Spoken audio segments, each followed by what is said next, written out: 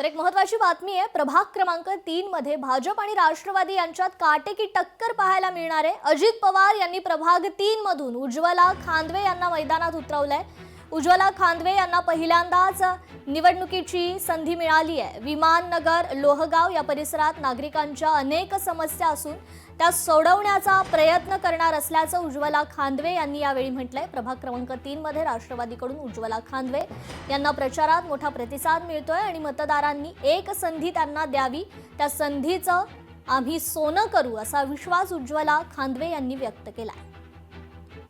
प्रभाग क्रमांक 3 क मधून मला राष्ट्रवादी काँग्रेस पक्षाने उमेदवारी दिली, त्याबद्दल मी पक्षाचे आभार व्यक्त करते।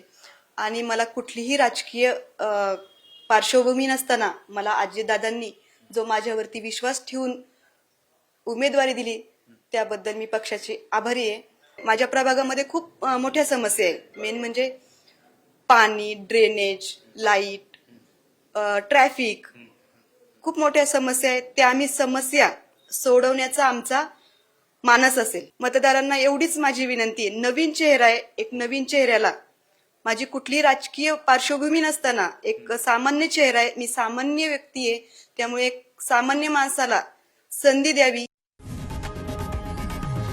लोकशाही मराठी ऐका, पहा, जागरूक रहा।